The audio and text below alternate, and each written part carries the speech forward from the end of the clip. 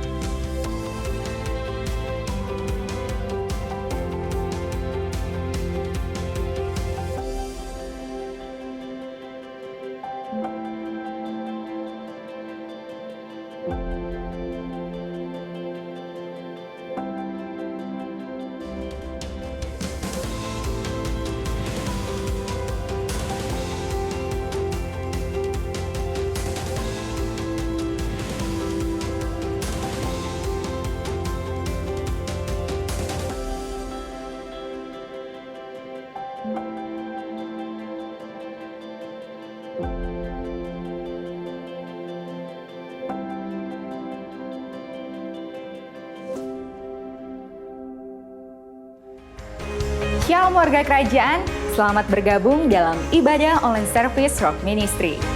Siapkan diri Anda untuk dapat beribadah dengan nyaman, fokus, dan tidak terganggu hal apapun.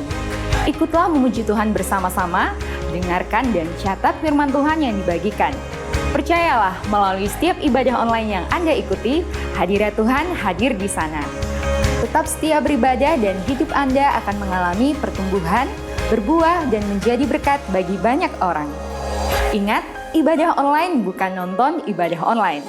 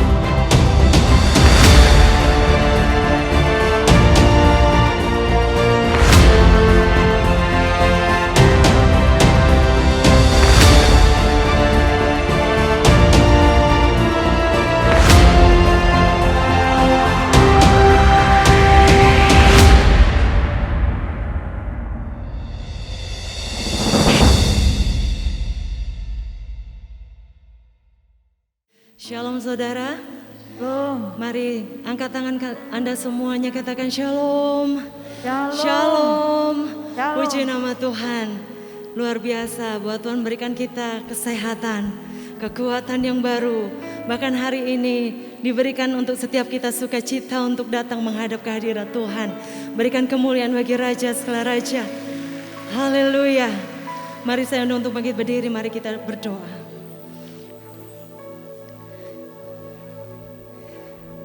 Sungguh besar kasih-Mu dalam kehidupan kami Tuhan. Terima kasih buat hari ini. Kami datang menghampiri tahta-Mu. Kami menyembah memuliakan nama-Mu. Datanglah kerajaan-Mu, jadilah kehendak-Mu. Biarlah setiap hati kami dipenuhi dengan limpah ucapan syukur. Inilah kami Tuhan. Kami memasuk dalam hadirat-Mu. Terpujilah nama-Mu Allah yang hidup. Haleluya. Haleluya. Engkau sungguh baik Tuhan. Amin. Terima kasih atas kebaikan-Mu. Sungguh Engkau Allah yang layak dipuji. Oh Yesus, kami puji nama-Mu Tuhan.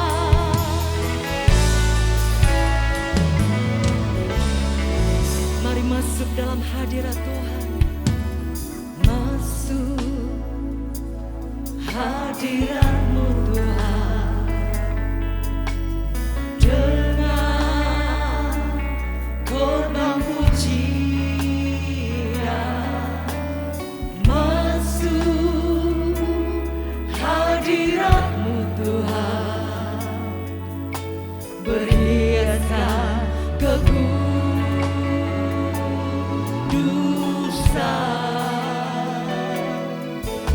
di hadapan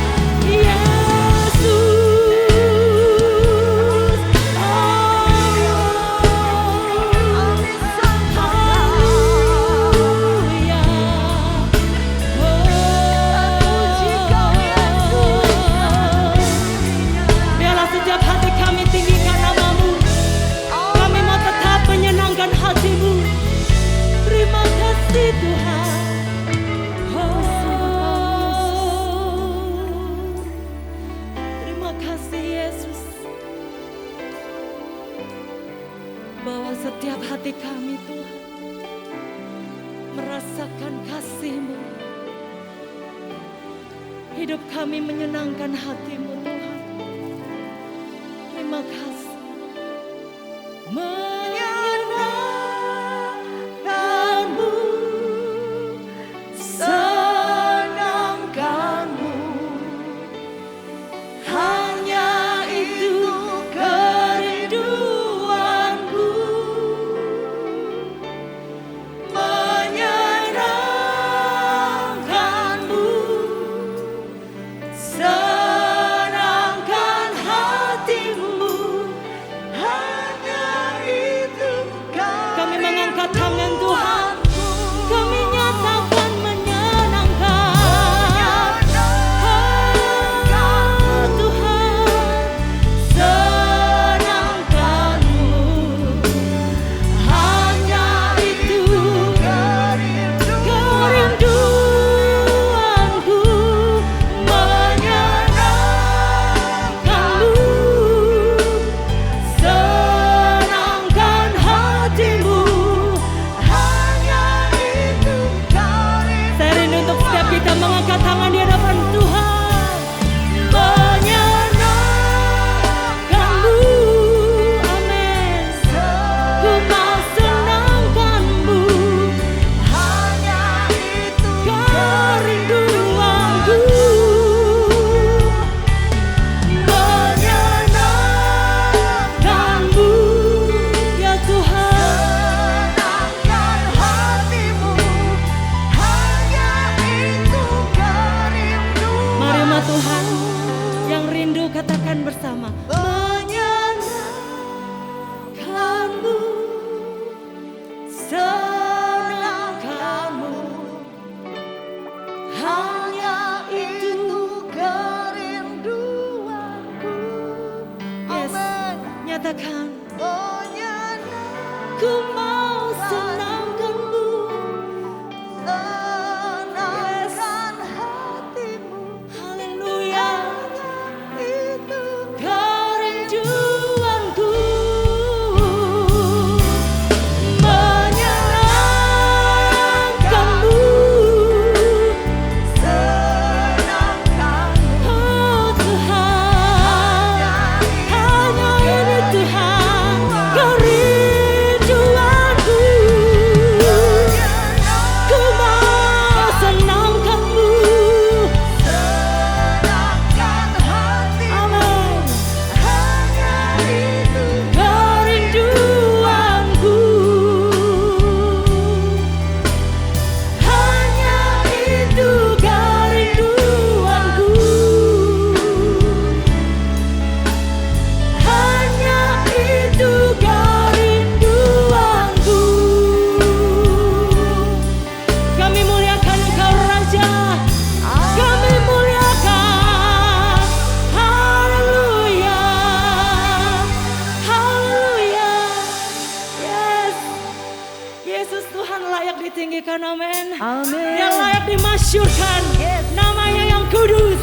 Sebab Dia Raja segala raja. Haleluya.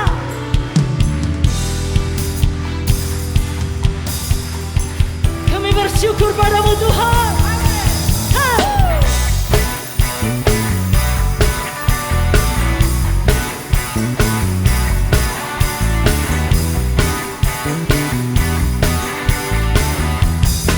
Mari katakan, bersyukurlah, bersyukurlah kepadanya, bawalah pujian baginya, karena Dia Raja, Dia yang berkata.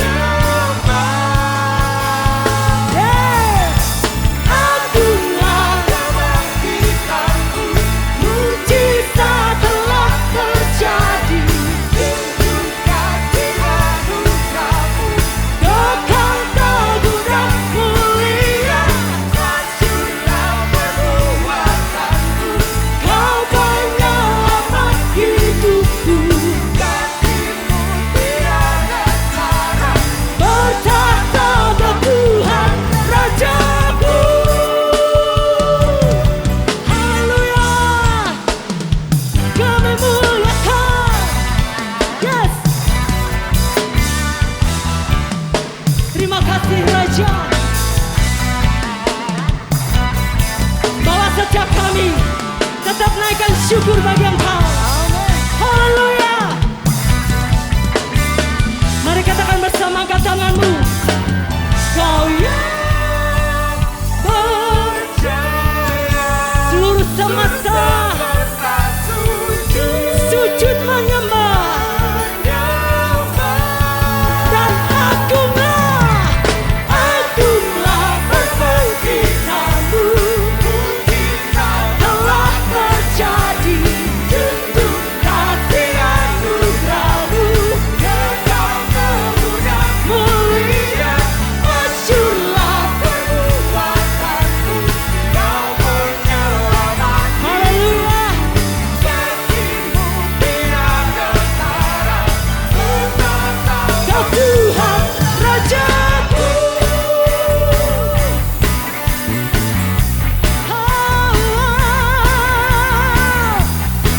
Engkau Raja. Sorak haleluya. Sebab Kau besar Tuhan, dan Engkau selalu ditinggikan. Haleluya. Sungguh besar Kau Tuhanku, Engkau perisai hidupku. Ku berdiri dengan iman, iman dalam Yesus Tuhan. Kau yang memberi kemenangan ada bersama kita. Terpujilah Kau Raja, segala raja. Sungguh besar Kau Tuhanku, Engkau perisai hidupku. Dengan iman, iman dalam Yesus Tuhan. Kau yang memberi kemenangan, ku bersorak merayakan. Terpujilah Engkau Raja, segala raja. Lebih lagi bagi Dia. Sungguh besar Kau Tuhan, yes. Engkau perisai hidupku. Ku berdiri dengan iman, iman dalam Yesus Tuhan. Kau yang memberi kemenangan, ku bersorak merayakan. Terpujilah. Mari Tuhan akan bersama. Sungguh besar, sungguh besar Kau Tuhanku, Engkau perisai. Bersorak lebih lagi bagi Raja. Mari serukan. Dengan iman, iman dalam Yesus. Yes. Kau yang memberi kemenangan, ku bersorak merayakan. Terpujilah Kau.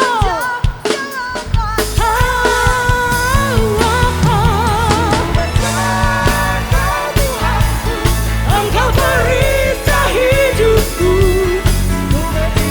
Dengan iman, iman dalam Yesus Tuhan. Merayakan. Terpujilah Engkau Raja, segala raja. Terpujilah, terpujilah Engkau Raja, segala raja. Terpujilah Engkau Raja, segala raja. Terpujilah Engkau Tuhan kami. Hai. Haleluya. Sorak-sorak bagi Dia. Lebih lagi bagi Raja. Yes. Haleluya. Anda yakin dan percaya bahwa Allah kita dahsyat, amin. Amin. Lebih keras katakan amin. Amin. Haleluya. Dan Dia Yesus sungguh baik. Apapun dalam setiap kehidupan kita, Dia ada. Kita lemah, Dia beri kekuatan. Kita susah, Dia beri penghiburan, amin. Kita membutuhkan Dia, Dia selalu ada buat setiap kita. Mari beri tepuk tangan bagi Dia. Haleluya. Nyatakan bersama. Apapun yang terjadi di dalam hidupku, selalu ku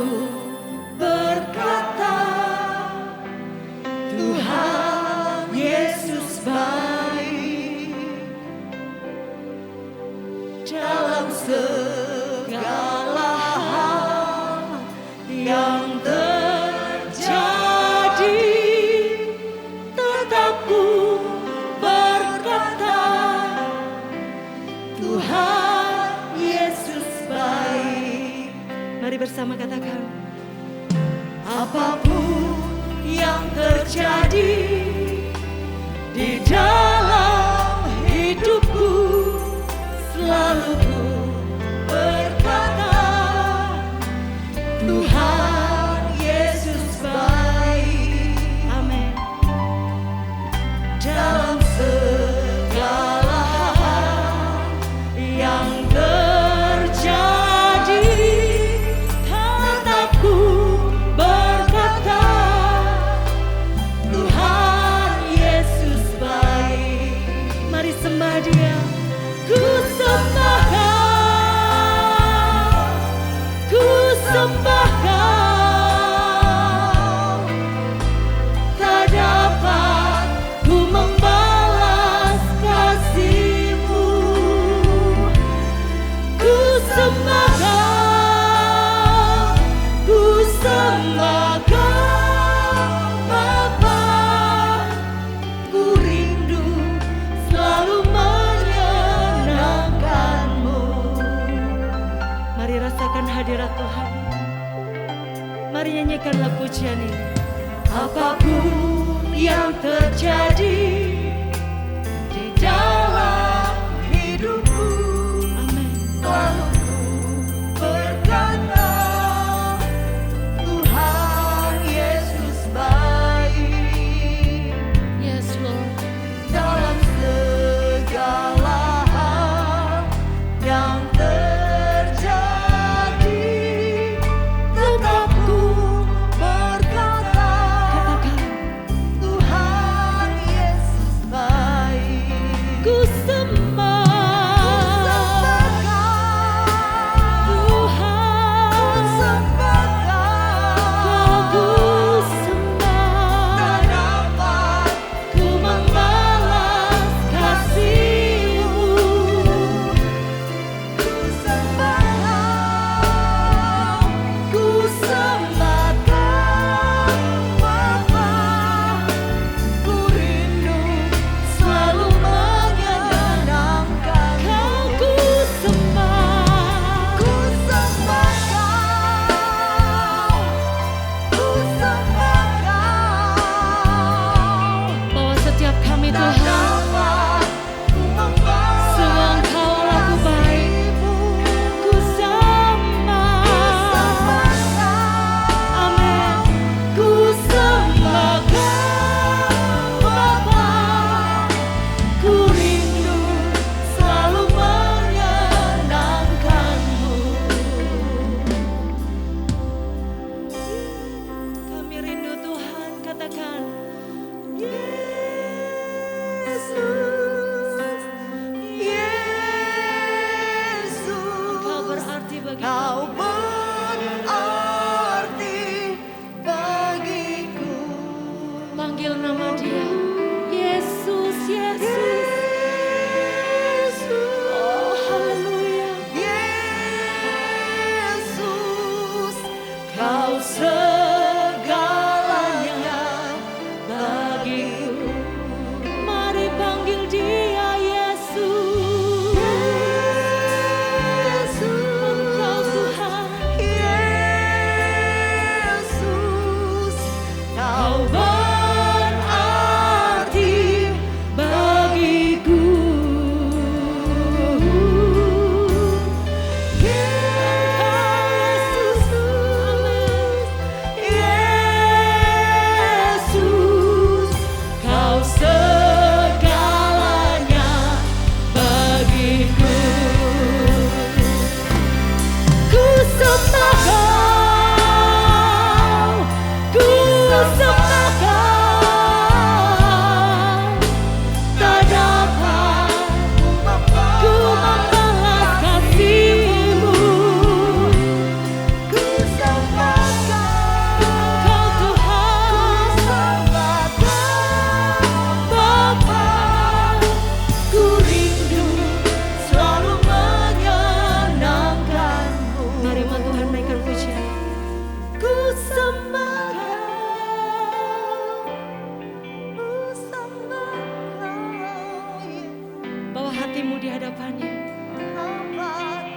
rasakan dia.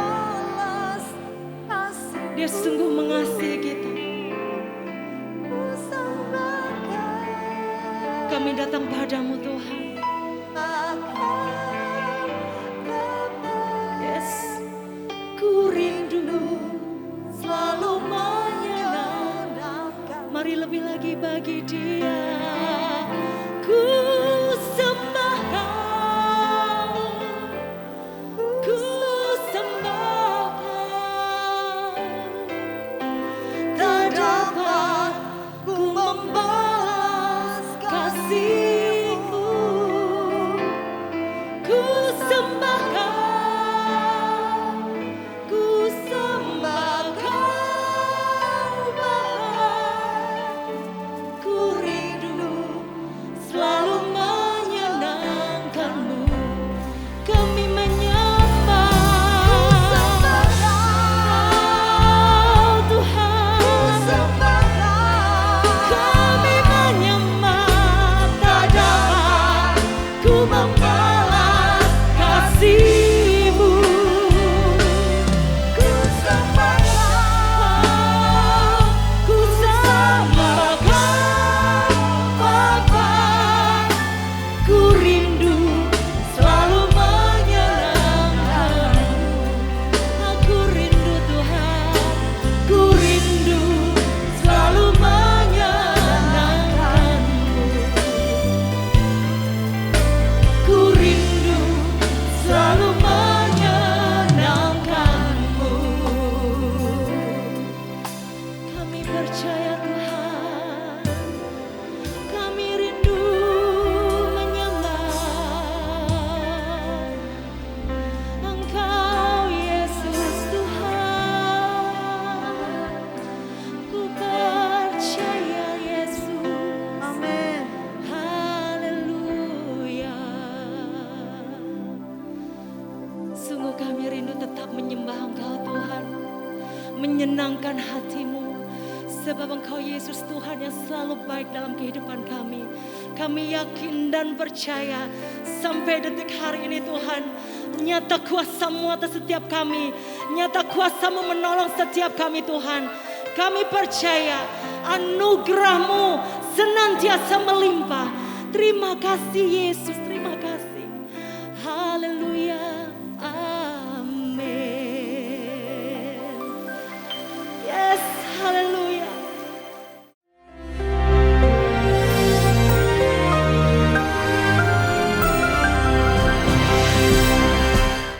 Shalom warga kerajaan, melanjutkan apa yang saya sampaikan minggu yang lalu. Maka ketika ia makan bersama-sama dengan mereka. Wow, Raja itu mau fellowship dengan kita saudara ya.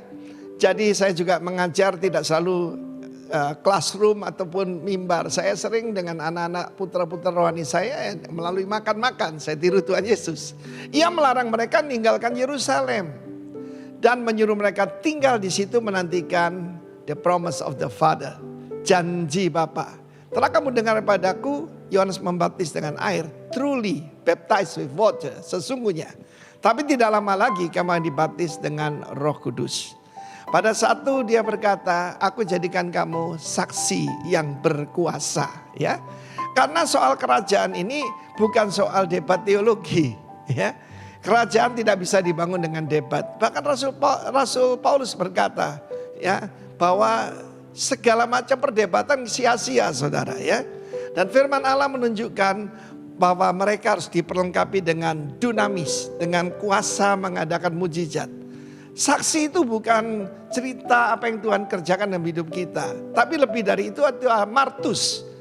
Martir dalam bahasa Latin artinya saksi mata yang siap mati tentang kebenaran yang mereka alami, ya.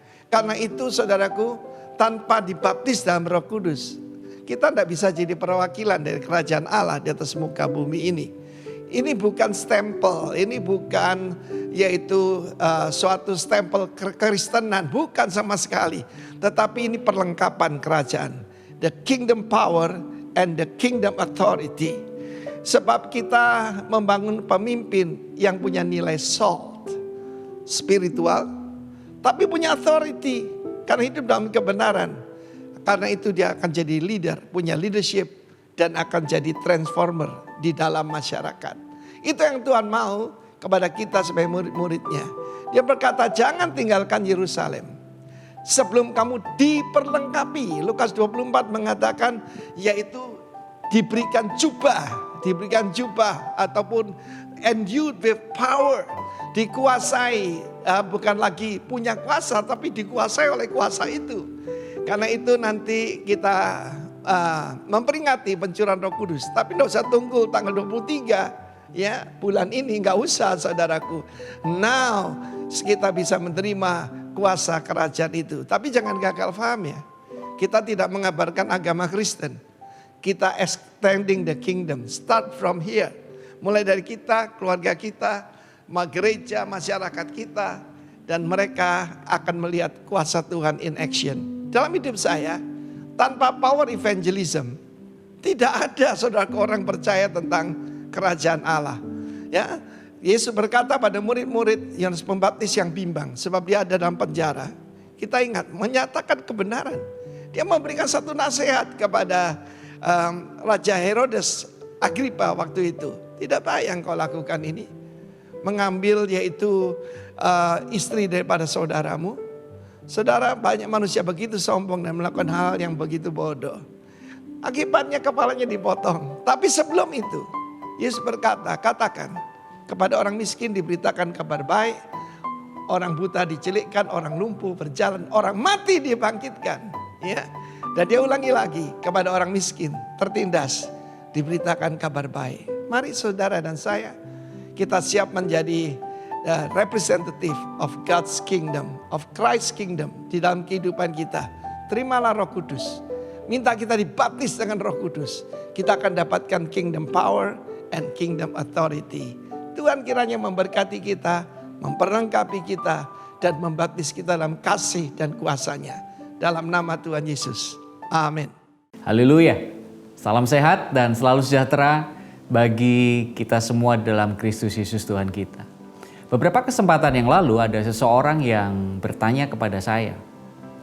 Pertanyaannya seperti ini, Pak Kris, apakah kita tetap harus memberi atau menabur dalam persembahan selama kita mengikuti ibadah secara online? Warga kerajaan, selalu menarik memang jika kita berbicara mengenai persembahan kepada Tuhan. Ada yang memahaminya sebagai suatu kewajiban, tapi ada juga yang akhirnya tidak pernah lagi memberi karena berbagai alasan. Nah, dalam kesempatan ini kita akan merenungkan mengenai cara mengelola berkat Tuhan. Alkitab mencatat salah satu cara untuk mengelola berkat Tuhan adalah dengan menaburkan benih. Sama seperti seorang petani yang harus menyisihkan sebagian hasil panen yang diperolehnya untuk kemudian ditaburkan kembali sebagai benih, kita pun perlu untuk menyisihkan sebagian berkat yang kita peroleh untuk kemudian apa? Kemudian ditaburkan kembali sebagai persembahan kepada Tuhan tentunya. Dalam kitab Kejadian 8 ayat 22 dikatakan di sana, selama bumi masih ada, tak akan berhenti-henti musim menabur dan menuai, dingin dan panas, kemarau dan hujan, siang dan juga malam. Warga kerajaan dikasih Tuhan, ketahuilah bahwa apa yang kita tuai di masa depan itu ditentukan oleh keberanian untuk menabur di masa kini. Saya belajar satu hal di sini. Abraham berani untuk menabur ketaatan pada Tuhan. Dengan apa? Dengan mengorbankan putra satu-satunya. Apa yang dia dapat Bapak Ibu Saudara? Abraham menuai keturunan sebanyak bintang di langit dan juga pasir di laut. Nah, hal lainnya juga dilakukan oleh Ishak yang terus menabur dan terus menabur hartanya. Dan ia menjadi sangat kaya. Itulah kebenaran yang berasal dari firman Tuhan. Selama bumi masih ada, maka hukum menabur dan menuai akan terus berlaku. Taburan adalah suatu benih yang sangat potensial yang akan membawa dampak positif bagi kita. Setiap taburan yang telah kita tabur tidak akan menguap atau kembali dengan sia-sia. Karena dalam sebuah taburan atau pemberian yang kita kerjakan, ada kuasa yang besar di dalamnya. Taburan atau pemberian yang kita lakukan dapat meredakan kegeraman, Amsal katakan seperti itu. mendatangkan apa? Mendatangkan tuntunan ilahi dan juga mendatangkan perlindungan ilahi. Bahkan akan membuka jalan bagi setiap rencana Tuhan untuk tergenapi dalam kehidupan kita. Tentu saja itu akan juga mendatangkan berkat Tuhan dalam kehidupan setiap saudara dan saya. Saat kita menabur dengan kesungguhan hati kita, ada kuasa besar dalam setiap taburan kita. Sehingga Tuhan pun akan menyatakan mujizat-mujizatnya dalam kehidupan kita. Menabur di sini bukan hanya berbicara tentang uang atau harta kita saja Bapak Ibu Saudara. Tapi ingat, kita juga bisa menabur kasih kita, kata-kata positif kita, perhatian kita, pengampunan dan lain sebagainya dalam keseharian kita tentunya. Saat Anda tidak berhenti untuk menabur dan terus menjadi berkat bagi orang lain, Anda akan menuai unlimited harvest. Amin. Hari ini ketika sudah bergabung dalam ibadah online service, ini merupakan rangkaian ibadah yang lengkap. Kami juga memberi kesempatan setiap warga kerajaan Allah yang mengerti akan kebenaran firman Tuhan ini. Dan tentunya diberkati dengan pelayanan kami, serta rindu untuk mendukung pekerjaan Tuhan lebih lagi. Kami telah menyediakan beberapa cara untuk Bapak Ibu Saudara yang ada di rumah untuk bisa menabur. Yang pertama yaitu dengan scan QR Code untuk electronic payment yang Bapak Ibu akan kerjakan. Dan yang kedua melalui rekening bank berikut ini untuk transaksi melalui internet banking maupun bank transfer. Mari kita berdoa. Bapa yang baik, terima kasih untuk firman-Mu yang mengingatkan kami untuk tetap menabur benih yang terbaik yang kami miliki. Ajar kami selalu untuk melakukan setiap perintah-perintah daripada firman-Mu. Kami percaya ada kuasa besar dalam setiap taburan yang kami kerjakan. Dan ajar kami Tuhan untuk selalu setia dalam menabur. Karena kami rindu mengalami unlimited harvest dalam kehidupan kami. In Jesus' name, amen. Selamat menabur dengan sukacita Bapak Ibu Saudara. Get ready for the unlimited harvest on your life. God bless you.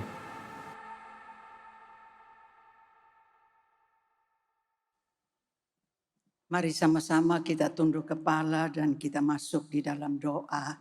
Segala puji, hormat, kemuliaan hanya untuk Engkau, Tuhan dan Raja kami. Dan kami berterima kasih buat pagi hari ini. Kami boleh ada dalam hadirat-Mu Tuhan. Terima kasih buat kesempatan.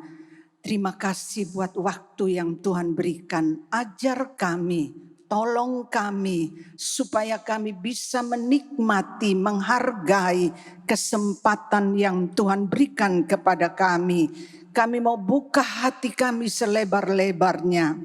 Isi penuh dengan firman-Mu, isi penuh dengan kekuatan-Mu, isi penuh dengan kuasa-Mu Roh Kudus.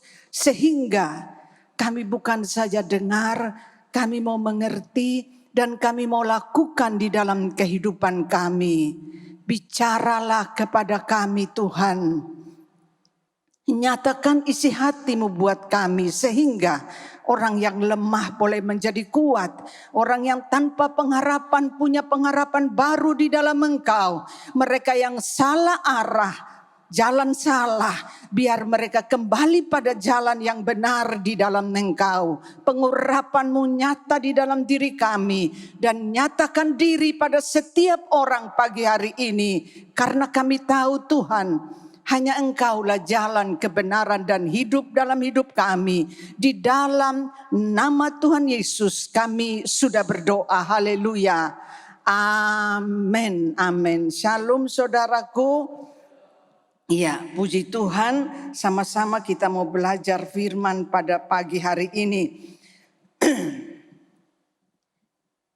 Tema kita bulan ini saudaraku, kita akan belajar yaitu Markus pribadi yang bangkit dari kegagalan. Markus ini yaitu Markus yang karang atau yang menulis Injil Markus, Injil yang kedua saudaraku sekalian.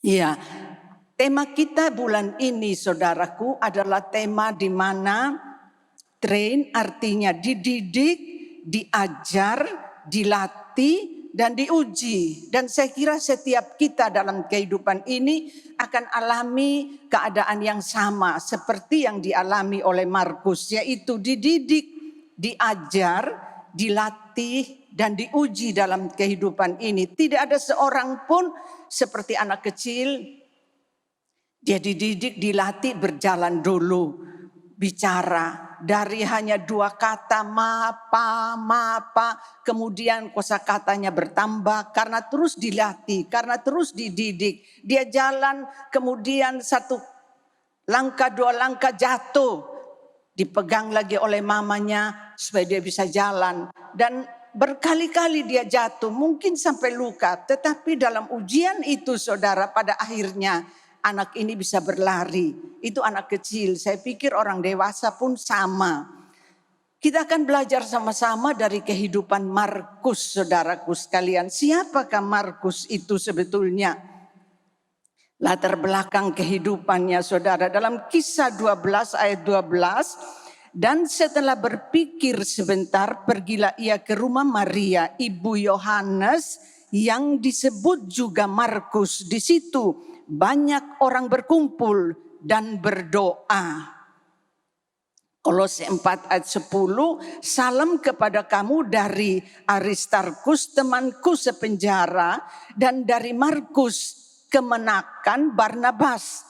Tentang dia kamu telah menerima pesan, terimalah dia apabila ia datang kepadamu. Jadi di dalam Kisah 12 itu diceritakan saudara, Petrus dalam pasal 12 itu di penjara bersama, sebetulnya mereka berdua yaitu Yakobus saudara daripada Yohanes itu sudah dipancung, sudah dibunuh oleh Herodes, dan Petrus kemudian dimasukkan dalam penjara dengan ketat dijaga, pintu gerbang, pintu masuk sampai ke dalam penjara ada tentara yang berjaga. Jadi tidak mungkin dia bisa keluar dari tempat itu. Tapi pada malam hari malaikat datang memegang, menyentuh besi yang mengikat dia, dan gugurlah, dan pintu itu semua terbuka dan Petrus keluar dari penjara. Dia anggap itu mimpi, tetapi sesudah di luar dia sadar, wah saya bebas, saya terlepas. Dan kemudian dia pergi seperti yang ditulis ini, dia pergi ke rumah Maria, ibu daripada Yohanes Markus. Di sana berkumpullah orang-orang berdoa, orang banyak berdoa. Artinya saudara, rumah daripada Markus ini cukup besar untuk orang begitu banyak bisa masuk. Dan juga dikatakan dia adalah keponakan dari Barnabas. Artinya ibunya dan Barnabas itu bersaudara. Nah kalau kita tahu Barnabas itu orang yang mempersembahkan sebidang tanah. Dia disebut anak penghiburan. Jadi bisa jadi keluarga Markus ini keluarga yang cukup berada saudaraku sekalian. Itu latar belakang daripada Markus. Dia ada dalam satu keluarga yang dididik, keluarga yang diajar bersama-sama dalam kelompok orang-orang yang datang dan berdoa. Jadi bukan saja keluarganya, tetapi ada hamba-hamba Tuhan yang hebat seperti misalnya Petrus atau mungkin rasul-rasul yang lain sering datang ke rumah daripada Ibu Maria atau Markus. Dari situ dia perhatikan, dari situ dia belajar, dari situ dia melihat sikap orang-orang yang datang dan pergi. Oleh sebab itu saudaraku sekalian, kita belajar untuk melihat, memang sekarang belum bisa diadakan, tetapi KM itu sarana yang sangat baik saudaraku untuk kita bisa mendidik keluarga. Karena di mana KM itu berada, pasti keluarga akan ikut serta di dalamnya. Dan dari pengalaman, dari pengajaran, dari kesaksian, dari pujian penyembahan yang diadakan di dalam KM, tanpa sadar sebetulnya punya pengaruh kuat buat keluarga kita lebih dahulu. Saya ingat saudaraku sekalian, ketika Yosi kena tumor pada waktu itu, kami dari latar belakang gereja yang sama sekali tidak percaya atau tidak pernah adakan persekutuan. Ibadah itu memang ada ibadah, tetapi karena terdesak oleh keadaan, kami kemudian buka persekutuan di rumah. Nah dari persekutuan itu saudara, Yosi ini karena memang dia bermasalah, dia terus mendengar orang berdoa buat dia. Dia terus dengar ada mujizat di dalam doa. Dan pada akhirnya saudaraku sekalian, dia yang nomor satu menyerahkan diri untuk melayani Tuhan. Karena dia tahu dia bermasalah. Dan banyak orang terus berdoa buat dia. Banyak hamba Tuhan datang dan pergi dan terus menjadi berkat dalam kehidupannya. Dan itu punya pengaruh yang sangat kuat dalam kehidupannya. Sehingga satu waktu dia lalu menyerahkan diri kepada Tuhan sebagai hamba Tuhan. Oleh sebab itu saudaraku sekalian, jangan anggap enteng. Jangan pikir itu biasa-biasa saja. Dengan persekutuan, dengan KM di rumah, dengan ibadah keluarga atau mesbah keluarga. Jangan pikir itu hanya biasa, isi waktu, sama sekali tidak. Itu punya pengaruh yang sangat kuat saudaraku sekalian. Paling tidak buat orang-orang yang ada dalam keluarga dan rumah tangga kita. Seperti yang dialami oleh Markus. Markus ada dalam satu keluarga yang beribadah. Dan orang-orang yang datang di situ terus dia perhatikan, dia dididik dan diajar walaupun tidak secara langsung oleh hamba-hamba Tuhan. Tapi dia lihat cara hidup mereka, dia dengar kesaksian mereka dan dia tahu bagaimana saat itu Petrus diancam akan dibunuh. Sesudah Petrus bersaksi apa yang Tuhan kerjakan kepada dia, lalu dia kemudian pergi ke Kaisaria. Dan itu sangat melekat di dalam kehidupan Markus. Karena akhirnya kita tahu Markus sangat dekat dengan Petrus. Selanjutnya kita lihat saudaraku sekalian. Ya, kemudian karena pengaruh kehidupan keluarga dan orang-orang yang ada di sekitarnya yang cinta Tuhan, yang mengasihi Tuhan. Pada akhirnya dikatakan Markus terjun di dalam pelayanan sebagai orang muda. Kisah 12, maka firman Tuhan makin tersebar dan makin banyak didengar orang. Barnabas dan Saulus kembali dari Yerusalem setelah mereka menyelesaikan tugas pelayanan mereka. Mereka membawa Yohanes yang disebut juga Markus. Ya, oleh karena disuruh Roh Kudus, Barnabas dan Saulus berangkat ke Selokia dan dari situ mereka berlayar ke Siprus. Setiba di Salamis mereka memberitakan firman Allah di dalam rumah-rumah ibadah orang Yahudi dan Yohanes menyertai mereka sebagai pembantu mereka. Saudara perhatikan pengaruh kehidupan keluarga yang cinta Tuhan, mengasihi Tuhan. Pengaruh dari rumah tangga yang menerima hamba-hamba Tuhan, anak-anak Tuhan yang sungguh-sungguh di dalam Tuhan. Itu akhirnya membuat Markus, saudaraku sekalian, ambil keputusan dalam kehidupan ini untuk melayani Tuhan. Saya melihat akhir-akhir ini begitu banyak anak-anak, pemuda atau pemudi yang orang tuanya, diaken, orang tuanya hamba Tuhan.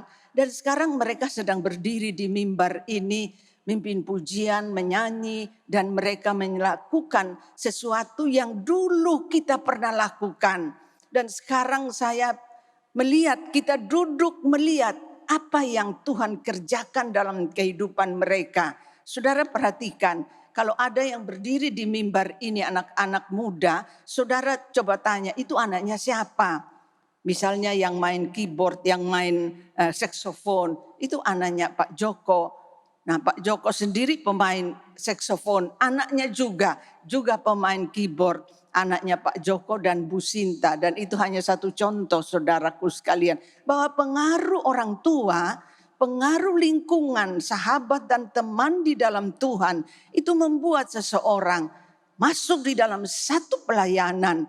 Sehingga saudaraku sekalian dikatakan Paulus dan Barnabas bawa Markus pada waktu itu, lalu dibawanya dikatakan sebagai pembantu. membantu. Jadi dia yang membantu bawa barangnya, mungkin mencuci pakaiannya, masak ala kadarnya, bersih-bersih. Karena di tempat mereka berada, itu bukan rumah mereka saudaraku sekalian. Sekedar mampir, mereka berjalan dari satu kota ke kota yang lain. Itu beberapa kota mereka lewati, termasuk mereka lewat juga atau mampir di Siprus. Barnabas itu asal dari Siprus saudaraku sekalian. Jadi Markus ikut pamannya dan Paulus dan mereka mampir di Siprus. Jadi kita lihat saudara, anak muda ini mengikuti dua hamba Tuhan. Itu dua hamba Tuhan besar saudara, yang sangat terkenal, yang membawa dia dalam perjalanan penginjilan yang pertama. Kemudian Paulus berjalan lagi penginjilan yang kedua, kemudian penginjilan yang ketiga, kemudian perjalanan yang keempat. Dan pada perjalanan yang pertama itu Markus ikut di dalamnya. Dan kita lihat saudaraku sekalian, anak muda yang bersemangat, wah ingin melayani Tuhan sepenuh waktu dengan sukacita. Dengan sungguh-sungguh dia lakukan karena dia anggap saudaraku sekalian hatinya penuh dengan cinta, hatinya penuh dengan sukacita. Apa yang dia dapat dia akan kabarkan kepada orang lain. Tetapi kita lihat saudara, ketika dia bersama-sama dengan Paulus dan Barnabas, dia tidak khotbah pada waktu itu. Apa yang banyak dia terima, dia dapat, itu dia tidak bisa salurkan sepenuhnya. Tapi dia ada di belakang layar, bekerja, hanya jadi penonton. Saudaraku sekalian, anak-anak dan adik-adik yang ikut dalam pelayanan, saudara perhatikan baik-baik. Walaupun semangatmu menggebu-gebu pada awalnya, tapi tidak selalu saudara dapat kesempatan untuk tampil. Mungkin orang kurang hargai, mungkin tidak dapat kesempatan karena masih ada orang-orang lain yang lebih baik dari kita. Dan itu yang membuat orang kadang-kadang saudara nggak bisa terima. Saya ini sangat bersemangat, saya ini punya pengalaman dahsyat dengan Tuhan. Lah kenapa saya belum dapat kesempatan? Kenapa saya hanya begini-begini saja? Saya hanya jadi penulis, saya hanya ikut-ikut. Atau mungkin juga saya hanya tenteng tas. Kenapa? Banyak orang anggap seolah-olah dia enggak dipakai. Itu juga dialami oleh Markus saudaraku sekalian. Sehingga dengan medan yang sangat berat karena terus berpindah-pindah dan tantangan yang mereka alami juga begitu hebat karena pemberitaan Injil. Kita lihat yang ketiga saudaraku sekalian. Lalu Paulus dan kawan-kawannya meninggalkan Pamos dan berlayar ke Perga di Pamfilia. Tetapi Yohanes meninggalkan mereka lalu pergi ke Yerusalem. Markus saudaraku alami kegagalan. Karena mungkin medan terlalu besar. Mungkin dia tidak merasa tidak dihargai. Dia kan anak orang mampu. Mungkin di rumah dia tidak pernah kerja apapun juga saudaraku. Lah tiba-tiba di situ disuruh angkat tas, disuruh cuci pakaian, disuruh masak. Dia belum pernah lakukan. Apalagi tantangan yang begitu berat dia alami bersama dengan dua hamba Tuhan. Memang dua hamba Tuhan besar. Tapi Markus kan belum bisa apa-apa pada waktu itu dalam hal pelayanan. Sehingga dengan tantangan yang dia alami, medan yang begitu berat, dia juga mungkin kurang diterima dan kurang dihargai saudaraku sekalian. Akhirnya Markus mogok saudara, balik kucing, pulang ke Yerusalem. Dia anggap apa itu? Model seperti itu. Jadi saudaraku sekalian, kita lihat dia kemudian pulang ke Yerusalem. Bukan itu saja saudara, pengaruh daripada sikap Markus ini, pasal 15 itu Barnabas ingin membawa juga Yohanes yang disebut Markus. Tetapi Paulus dengan tegas berkata bahwa tidak baik membawa serta orang yang telah meninggalkan mereka di Pamfilia dan tidak mau turut bekerja bersama dengan mereka. Iya, satu ayat lagi. Hal itu menimbulkan perselisihan yang tajam. Saudara perhatikan. Perselisihan yang tajam sehingga mereka berpisah. Dan Barnabas membawa Markus juga sertanya berlayar ke Siprus, ke daerah mereka saudara. Tapi Paulus memilih Silas dan sesudah diserahkan oleh saudara-saudara kepada kasih karunia Tuhan. Ya, hanya Lukas yang tinggal bersama dengan aku. Jemputlah Markus dan bawa dia ke tempat karena pelayanannya penting bagiku. Kita lihat di sini saudaraku sekalian, pengaruh daripada Markus pulang itu sangat membuat Paulus sangat terganggu. Sudah berapi-api, sudah mau ikut, sudah mengatakan sepenuh hidup saya melayani Tuhan. Enggak taunya begitu ada kesulitan mundur. Jadi Paulus sangat tersinggung dan tidak suka dengan sikap orang yang cepat patah semangat seperti itu. Dan ketika mereka akan melanjutkan perjalanan yang kedua saudaraku sekalian, Barnabas berkata, mari kita ajak Markus. Paulus berkata, tidak. Saya tidak bisa melayani dengan orang-orang model seperti itu. Sehingga mereka akhirnya berselisih satu dengan yang lain saudaraku sekalian. Kita belajar melihat di sini. Ada dua orang sikap hamba Tuhan yang sangat berbeda. Paulus itu tegas. Tidak bisa, pokoknya tidak bisa. Kalau tidak mau ya enggak usah. Biar dia mundur, terserah.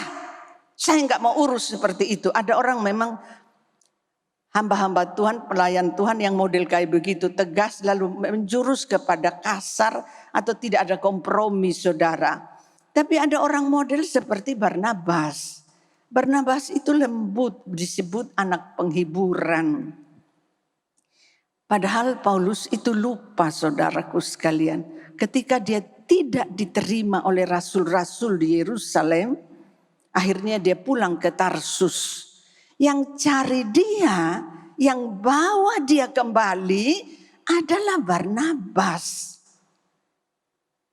Barnabas yang beri kesaksian meneguhkan bahwa Paulus ini sungguh-sungguh bertobat. Karena waktu itu dia pergi ke Damsyik akan membunuh anak-anak Tuhan pengikut Yesus di sana. Jadi orang-orang di Yerusalem tidak percaya kepada dia. Mereka tolak, jangan-jangan dia mata-mata, jangan-jangan dia pura-pura. Jadi Barnabas yang bawa dia saudara untuk membuktikan bahwa Paulus ini betul-betul bertobat. Nah, Barnabas harap Paulus ini ingat siapa dirinya dulu. Dia juga ada cacatnya, ada kekurangannya. Terimalah Markus yang masih muda ini. Tapi Paulus nggak bisa terima saudaraku sekalian. Akhirnya mereka berpisah. Bapak Ibu, mari kita perhatikan dua sikap pemimpin ini. Boleh kita tegas, boleh kita tidak terima dengan sikap dan perbuatan orang karena gagal. Karena mungkin mereka bisa kembali ke hidup yang lama. Karena mungkin mereka menjengkelkan. Sudah diberitahu jangan utang-utang lagi. Aduh, bikin malu saja. Bisa jadi saudara, sikap-sikap mereka itu memalukan. Tapi kita lihat sikap daripada Barnabas. Terimalah, ampunilah, berkatilah. Coba bina hubungan. Coba melihat mereka dengan kasih. Karena apa saudara? Karena kita juga dulu begitu. Gak ada orang yang langsung bangkit seperti ini sekarang ini. Saya ya penuh kekurangan. Gampang sekali marah saudara. Tersinggung. Aduh, tidak bisa mengampuni orang, benci pada orang yang buat salah. Tapi berjalannya waktu, Tuhan tolong, Tuhan pimpin, Tuhan sertai, Tuhan ubahkan. Artinya orang lain pun bisa berubah. Sabarlah saudaraku, mari pegang dada saudara. Bapak Ibu sebagai orang tua, pemimpin-pemimpin dalam KM, kakak-kakak rohani, katakan pada dirimu, sabar, sabar, terimalah orang lain. Terimalah orang lain seperti kita juga diterima oleh Tuhan. Kalau ada saudara yang begitu sakit hati karena perbuatan orang lain, ampunilah saudara, ampunilah mereka, ampunilah anak-anakmu yang mungkin bikin jengkel, bikin susah, bikin rugi engkau, bikin malu. Ampunilah.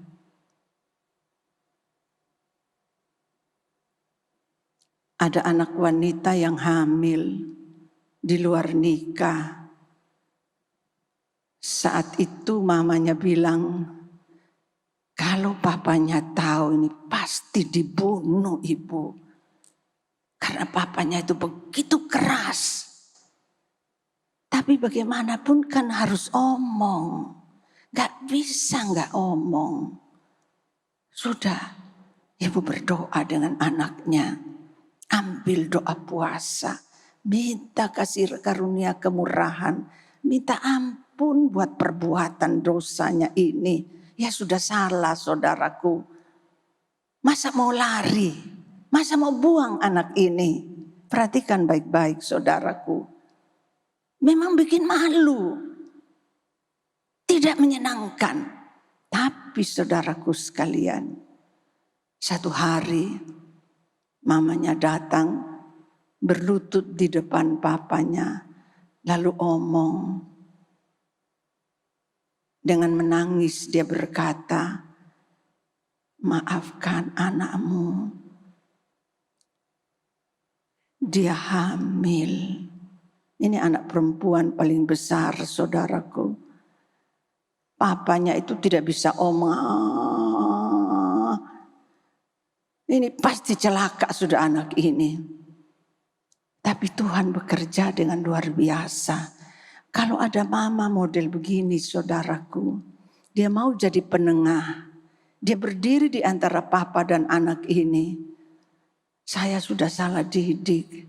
Maaf. Saya juga sudah salah. Dia tidak bilang suaminya salah.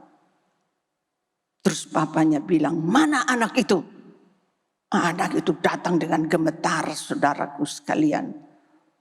Di hadapan papanya berlutut menangis. Pegang lutut papanya. Ampun papa, ampun. Dia menangis. Terus papanya pegang kepalanya. Siapa laki-laki yang menghamili engkau? Siapa? Dan anak itu beritahu, panggil dia sekarang. Panggil dia sekarang. Dan akhirnya saudaraku sekalian, dikawinkan. Tepuk tangan buat Tuhan Yesus saudaraku sekalian. Kalau ada model papa seperti ini, dia tidak pegang harga diri, nama baik. Anak-anak akan punya masa depan yang diberkati Tuhan. Jangan gengsi saudaraku. Jangan simpan dendam dan amarah. Ampunilah, berkatilah orang-orang yang mungkin menyakitkan hatimu, hidupmu, bahkan merugikan. Siapa tahu saudaraku sekalian, mereka adalah Markus masa depan, bisa bangkit dari kegagalan. Ingat baik-baik saudaraku. Apa yang orang-orang di bawah kita, orang yang kita pimpin, keluarga yang kita bimbing, yang model seperti Markus. Perhatikan baik-baik hidup mereka. Jangan dibuang saudara. Jangan ditolak. Berdoa buat mereka. Yang berikut kita lihat saudaraku sekalian. Kemudian Markus bangkit. Dari ujian yang sangat berat dialami oleh Markus, dia kemudian bangkit. Dikatakan dari Markus, Aristarkus, Demas dan Lukas, teman-teman sekerjaku. Ya, Kolose 4:10, salam kepada kamu dari Aristarkus, temanku sepenjara, dari Markus, kemenakan Barnabas. Tentang kami telah menerima pesan, terimalah dia apabila ia datang kepadamu. Jadi kita lihat saudara, akhirnya hubungan Paulus dan Markus itu jadi baik. Dikatakan teman sekerja, lalu dalam Kolose itu dikatakan dia ada di penjara bersama-sama dengan Paulus. Dan Paulus berkata, kalau dia pergi kepadamu, pada orang Kolose maksudnya, terimalah dia. Artinya saudara, hubungan yang rusak pada awalnya, keadaan yang sangat-sangat menjengkelkan Paulus, tetapi sebetulnya Paulus menerima Markus. Paulus jadikan Markus itu teman sekerjanya. Bahkan Markus tinggal di penjara bersama-sama dengan Paulus. Dan hubungan mereka jadi baik. Dan betul-betul Markus ini dipersiapkan oleh Paulus menjadi hamba Tuhan yang militan. Terimalah dia. Terimalah orang-orang saudaraku sekalian yang penuh kekurangan, yang cacat, yang rasanya tidak bisa bangkit. Tapi Paulus katakan, terimalah dia. Kasihilah dia, ampunilah dia. Selanjutnya, salam kepada kamu sekalian dari kawanku yang terpilih yang di Babylon, dan juga dari Markus anakku. Itu dari Petrus saudara, surat Petrus itu. Petrus mengatakan Markus ini anakku. Artinya saudara, hubungan Petrus dengan Markus itu menjadi baik sekali. Dianggap jadi anak rohani. Ada pengarang yang menulis saudaraku sekalian, ketika Petrus di penjara atau ada di Roma, Markus jadi penterjemahnya, Markus jadi penulisnya. Hidup Petrus bersama dengan Markus itu membuat dia dengar cerita tentang Yesus, apa yang dikatakan oleh Petrus tentang kehidupan bersama dengan Yesus. Karena Petrus ini saksi mata, sangat dekat dengan Tuhan Yesus. Dan itu semua akhirnya saudaraku sekalian ditulis oleh Markus. Dan kita tahu hubungan Petrus dengan Markus ini akhirnya lahirlah Injil Markus. Jadi kita perhatikan saudara, hubungan baik satu dengan yang lain melahirkan benih-benih ilahi dalam hidup seseorang. Mungkin kita bukan pengarang, mungkin kita hamba Tuhan biasa. Tapi di bawah kita, orang-orang di lingkungan kita saudara, ada orang pintar, orang hebat. Yang mungkin sedikit kita kasih pengajaran, dorongan, motivasi. Mereka melejit secara luar biasa. Dan mereka dipakai Tuhan lebih hebat dari kehidupan saya dan saudara. Markus akhirnya menjadi pengarang, penulis Injil Markus. Markus menulis Injilnya bukan buat orang Yahudi, lain daripada Injil Matius saudara. Kalau Injil Matius itu khusus buat orang Yahudi, makanya sering dia ambil dari perjanjian lama. Yesaya bilang apa, Yeremia bilang apa, Daniel berkata begini. Tapi kalau Markus memang khusus bukan buat orang Yahudi, jadi dia untuk orang Yunani, untuk orang Gerika saudaraku sekalian. Sehingga lewat hubungan yang akrab, sangat dekat, Yang tadi kita baca di dalam Kisah 12, waktu Petrus ditangkap, sesudah dia dilepas, dia pergi ke rumah Markus. Lalu dia kesaksian apa yang Tuhan buat. Nah, hubungan keluarga Markus pada akhirnya dengan Petrus itu menjadi sangat baik.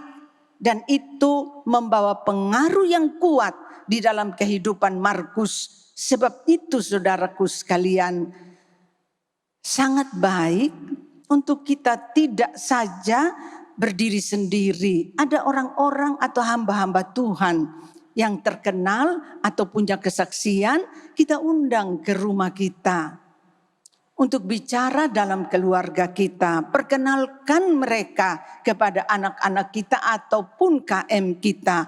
Saya kenal baik Bapak ini. Saya kenal baik bertahun-tahun dengan ibu ini. Punya kesaksian yang luar biasa. Mari kita dengar kesaksiannya. Karena kesaksiannya sangat punya pengaruh dalam kehidupan saya.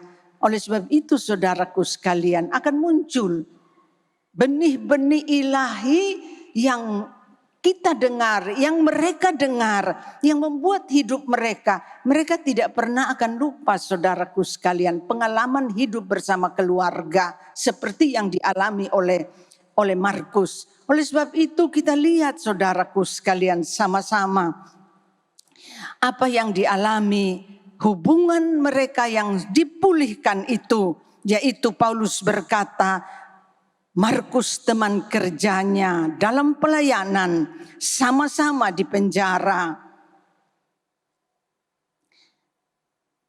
Petrus mengatakan dia anaknya atau anak rohani, maka lahirlah Injil Markus. Jadi dengan demikian saudaraku sekalian, kita lihat sama-sama bahwa tadi dia dididik, diajar, dilatih di dalam keluarga. Kemudian dia terjun di dalam pelayanan karena pengaruh kehidupan keluarga dan pergaulan dengan hamba-hamba Tuhan. Tetapi ketika diuji dengan tantangan yang berat, dia tidak tahan. Dia lari pulang saudaraku sekalian. Itu dia gagal total sudah. Apalagi Paulus menolak dia dengan tegas dan berkata, tidak, saya tidak akan pergi bersama-sama dengan orang yang kembali dari pelayanan. Mereka berpisah karena pertengkaran tajam dikatakan. Seolah-olah Markus sudah tidak bisa bangkit lagi. Seolah-olah Markus menjadi orang gagal dan tidak berguna karena sangat buruk dalam penilaian Paulus. Tapi apakah kegagalan seseorang itu membuat dia lalu hancur saudaraku sekalian? Lewat kehidupan Barnabas, pada akhirnya Markus bangkit dari kegagalannya. Hubungan dengan Paulus diperbaiki, menjadi indah, menjadi orang yang sesama pelayanan dengan Paulus. Dan hubungannya yang manis sebagai anak dengan Petrus. Maka kegagalan itu melahirkan buku Injil Markus. Saudaraku sekalian, mari berdoa untuk anak-anak kita, untuk mantu, untuk cucu, untuk orang-orang yang ada di sekitar kita. Lapis kedua, mungkin lapis ketiga, supaya mereka tidak hanya lihat kekurangan dan kegagalan, tapi mereka bangkit dari kekurangan. Beri semangat, doakan saudara, terimalah, carilah saudaraku sekalian, orang-orang yang Tuhan taruh dalam hatimu, sehingga mereka akan menjadi orang yang sungguh-sungguh di dalam Tuhan. Saya pernah punya keponakan saudara, sudah datang ke Jogja untuk sekolah Alkitab di Jogja. Tapi kemudian saudaraku sekalian, karena mungkin dari desa datang ke kota, dia nggak tahan, dia lari pulang. Betul lari pulang saudaraku sekalian. Kita tidak tahu, kami tinggal di Surabaya dan dia lari pulang pada waktu itu. Waduh, saya marah besar saudara. Saya tidak lagi mau kenal kamu. bikin malu saja. Itu sikap gak baik saudara. Kita marah pada orang karena harga diri dan kesombongan. Saya tidak mau hubungan lagi sama dia. Tetapi saudaraku sekalian, pada akhirnya dia kemudian pergi ke Jakarta, sekolah Alkitab di Jakarta. Sesudah beberapa waktu dia lalu beri kabar, saya sekarang ada di Jakarta kakak, saya sekolah Alkitab di Setia. Dia bilang, saya kaget saudara, ini orang yang pulang balik kucing kok bisa kembali ke Jakarta sekolah Alkitab. Dan saudaraku sekalian, dari situlah saya tahu bahwa Tuhan bisa mengubah hidup seseorang. Dan sesudah itu dia pelayanan di Mataram, sekarang dia pelayanan di Sumba dan menjadi orang yang sangat memberkati. Dia memegang tim misi saudara untuk Sumba Barat. Dan saya melihat bahwa orang yang sebetulnya gagal tidak ada harapan. Tapi dalam tangan Tuhan, Tuhan sanggup mengubahkan seseorang. Jadi jangan sampai kita lihat orang hanya karena dia gagal dan buruk. Tapi lihat apa yang Tuhan mau kerjakan dalam hidup seseorang. Seperti Tuhan lakukan dalam hidupku dan dalam hidupmu. Tuhan memberkati. Mari sama-sama saudara. Kita mau masuk di dalam doa. Kita mau katakan pada Tuhan, apapun yang terjadi dalam kehidupanku ini, ajar aku Tuhan untuk selalu hidup menyenangkan-Mu.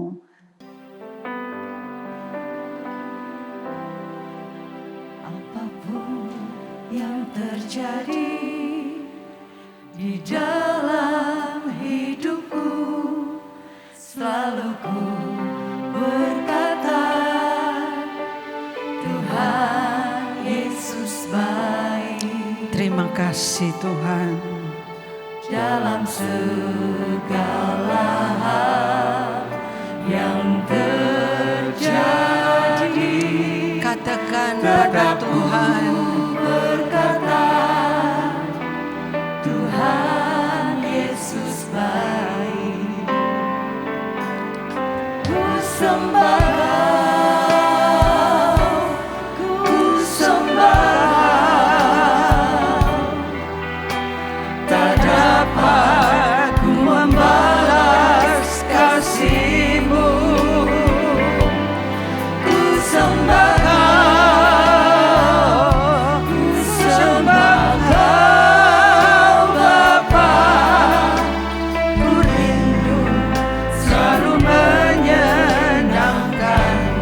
apapun boleh terjadi, tolong saya Tuhan.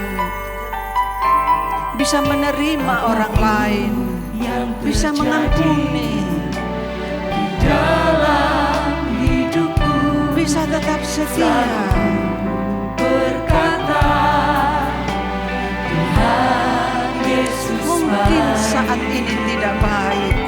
Katakan saudara, segala yang terjadi, tetap katakan, berkata, Tuhan Yesus baik. mari katakan, ku sembah Kau. Mari bangkit berdiri, Ku sembah Kau, tak dapat ku membalas kasih-Mu. haleluya. Ku sembah Kau,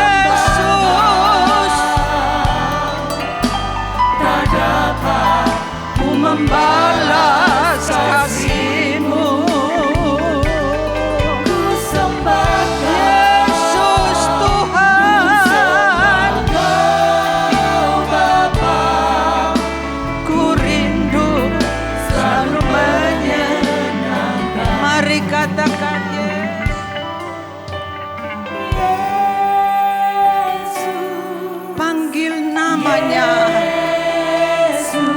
Sebut nama itu.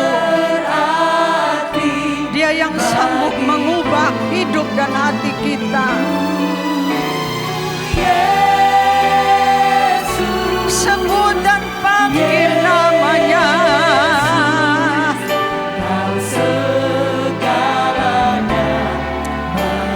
Yesus, Yesus Tuhan. Yesus, dengar Tuhan, ubahkan kami.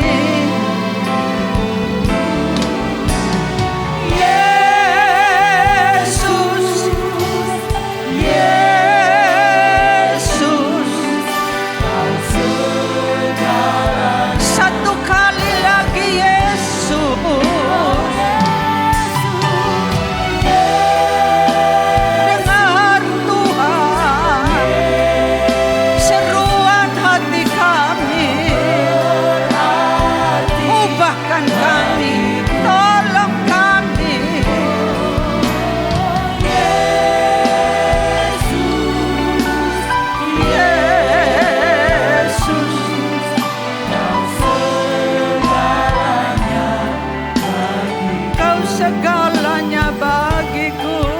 Kau segalanya bagiku.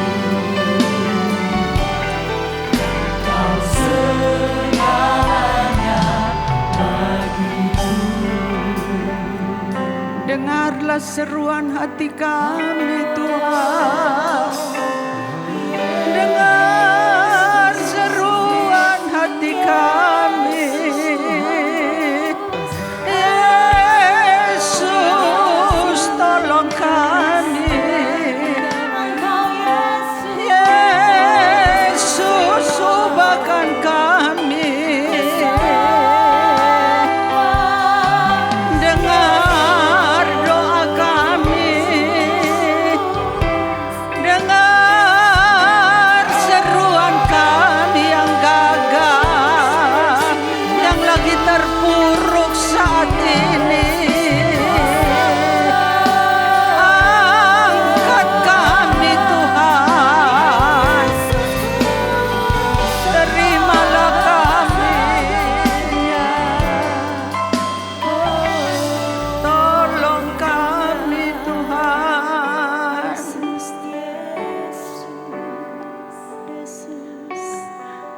Dengarlah Tuhan.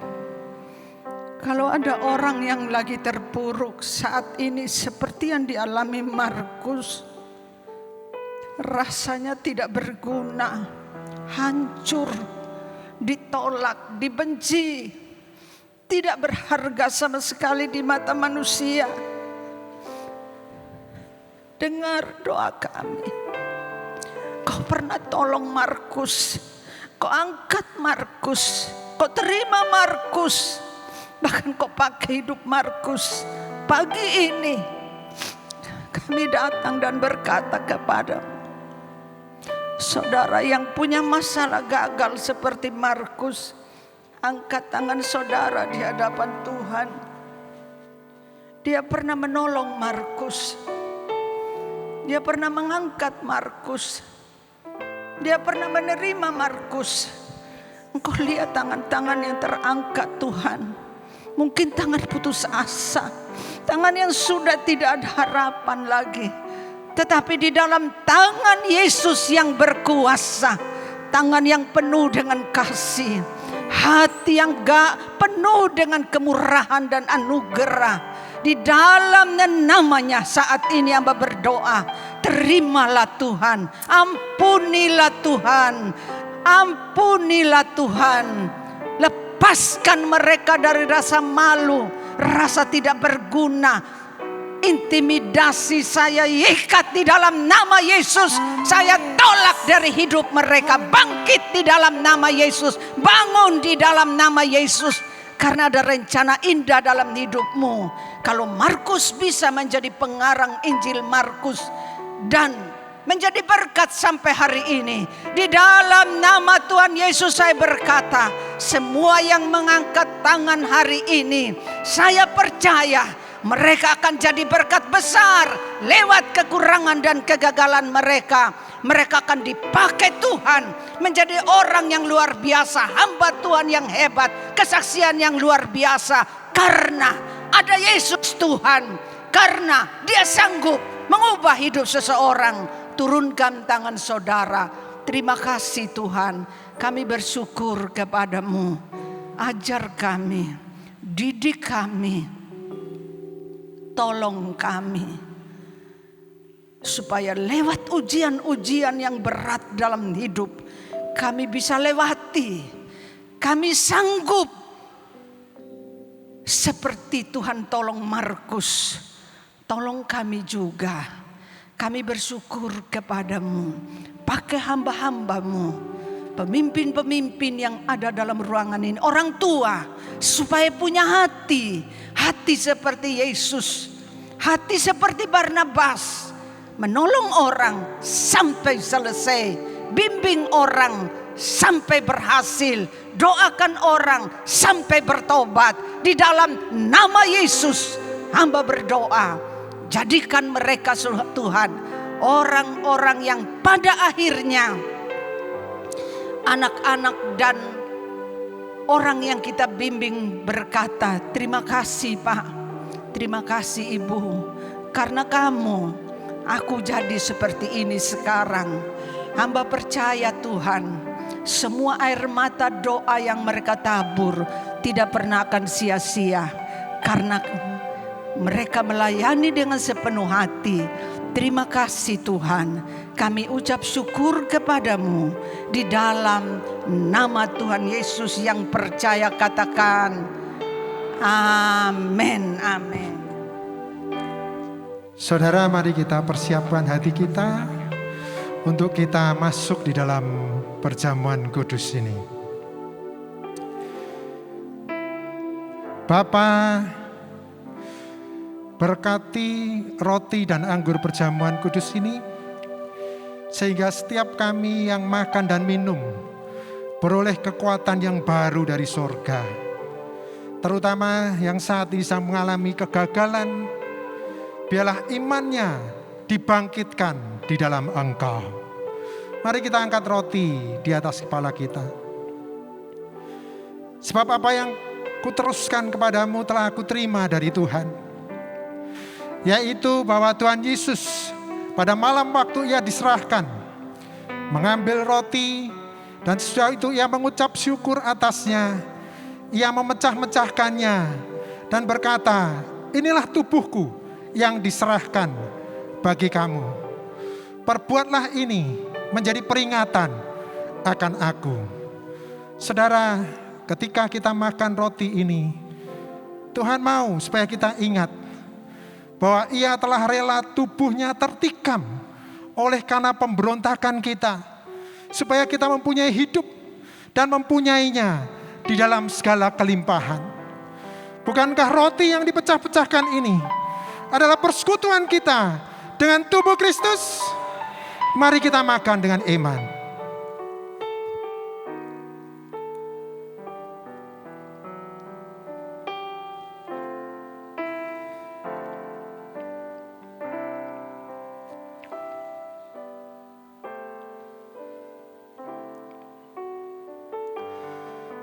Saudara, angkat cawan di atas kepala kita. Demikian juga sudah makan dia mengambil cawan dan berkata, cawan ini adalah perjanjian baru yang dimeteraikan oleh darahku.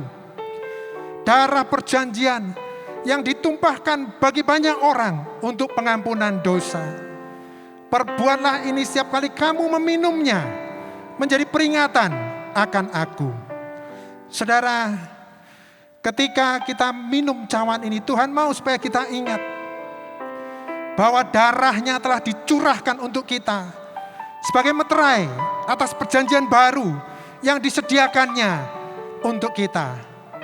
Bukankah cawan pengucapan syukur yang atas yang kita ucapkan syukur adalah persekutuan kita dengan darah Kristus? Mari kita minum dengan iman.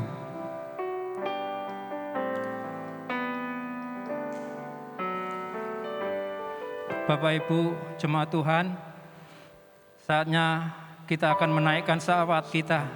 Mari satukan hati kita angkat tangan kita kepada Tuhan.